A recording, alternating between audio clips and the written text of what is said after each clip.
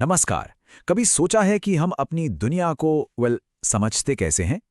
आज हम उसी की बुनियाद को समझने की कोशिश करेंगे जो विज्ञान से लेकर हमारी रोजमर्रा की जिंदगी तक हर जगह है, मात्रक और मापन। जब हम अपने आसपास की दुनिया को देखते हैं ना, तो हमारे दिमाग में अक्सर ऐसे ही सवाल आते हैं। अरे ये मेज कितनी लंबी है, बाजार से कितने सेब लाने, एक जगह से दूसरी जगह जाने में कितना वक्त लगता है। और इन सभी सवालों का जवाब जानते हैं क्या है? सिर्फ एक शब्द, मापन। यही वो चाबी है जो हमें अपनी दुनिया को नंबरों की भाषा में समझने की ताकत देती है। तो आज हम क्या क्या देखने वाले हैं? सबसे पहले कि मापन जरूरी क्यों है, फिर मापन और मात्रक असल में हैं क्या। इसके बाद हम मात्रकों की अंतर्राष्ट्रीय प्रणाली यानी एसआई सिस्टम पर नजर डालेंगे और देखेंगे कि भौतिक राशियों को कैसे मापा जाता है, और आखिर में मापन में सटीकता इतनी मायने क्यों रखती है। तो चलिए शुरू करते हैं सबसे बुनियादी सवाल से। आखिर ये मापन है क्या?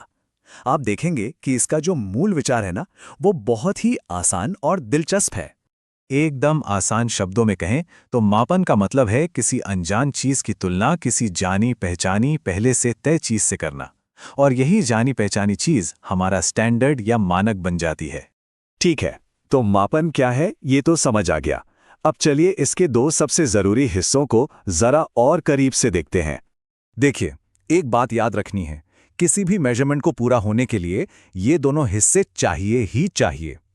आप इन्हें एक ही सिक्के के दो पहलू समझ सकते हैं। चलिए एक उदाहरण लेते हैं, 40 किलोग्राम। इसमें सबसे पहली चीज जो हमें दिखती है वो है एक नंबर। ये हिस्सा हमें बताता है कितना या कितने, मतलब ये माप की क्वांटिटी को दिखाता है। और फिर आता है दूसरा बहुत ही जरूरी हिस्सा जो इस नंबर को उसका असली मतलब देता है। इसे मात्रक या यूनिट कहते हैं। ये वही जानी पहचानी फिक्स्ड क्वांटिटी है जिससे हम तुलना कर रहे हैं। सोचिए, बिना किलोग्राम के सिर्फ 40 का कोई मतलब है नहीं ना। अब सोचिए जरा, पुराने जमाने में क्या होता था। लोग हाथ की लंबाई से या कदमों से चीजें मापते थे, पर भाई सबका हाथ या कदम एक बराबर तो होता नहीं।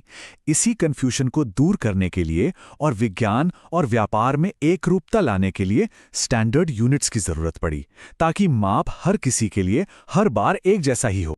और इसी स्टैंडर्डाइजेशन की जरूरत से जन्म हुआ मेजरमेंट सिस्टम्स का। आप इन्हें मापन की ग्लोबल लैंग्वेजेस भी कह सकते हैं। अब ये यूनिट्स भी ना दो तरह की होती हैं। एक है मूल मात्रक यानी बेस यूनिट्स। ये फंडामेंटल हैं, किसी और पर डिपेंड नहीं करती, जैसे लंबाई के लिए मीटर। और दूसरी हैं व्युत्पन्न मात्रक यानी डिराइव्ड यूनिट्स, जो इन बेस यूनिट्स को मिलाकर बनती हैं, जैसे एरिया के लिए वर्ग मीटर। काफी समय तक ना दुनिया भर के वैज्ञानिक अलग अलग सिस्टम इस्तेमाल करते थे, जैसे CGS जिसमें सेंटीमीटर ग्राम सेकंड यूज होता था, या MKS जिसमें मीटर किलोग्राम सेकंड।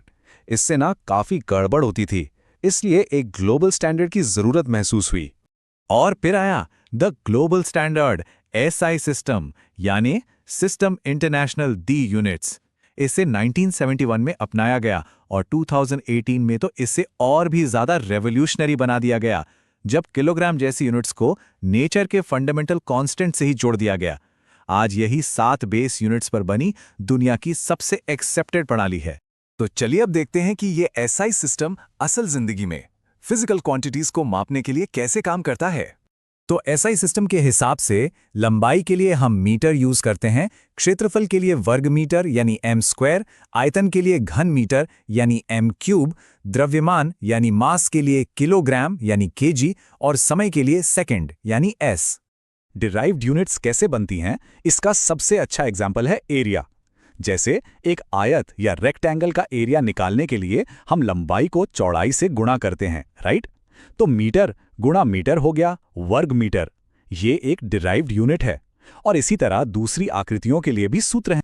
बिल्कुल इसी तरह वॉल्यूम भी एक डिराइव्ड मेजरमेंट है। किसी घनाभ का वॉल्यूम निकालना हो तो हम लंबाई, चौड़ाई और ऊंचाई को गुणा कर देते हैं और हमें रिजल्ट मिलता है घन मीटर में। चलिए अब बात करते हैं एक ऐसे आइडिया की जो मेजरमेंट की दुनिया का शायद सबसे गहरा सच है।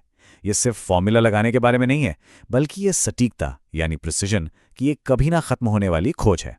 एक बात हमें हमेशा ध्यान में रखनी होगी कि कोई भी माप, चाहे हम कितनी भी सावधानी क्यों न बरत लें, उसमें थोड़ी बहुत गलती या अनसर्टेनिटी की गुंजाइश हमेशा हमेशा रहती है, चाहे वो इंजीनियरिंग हो या दवा बनाना।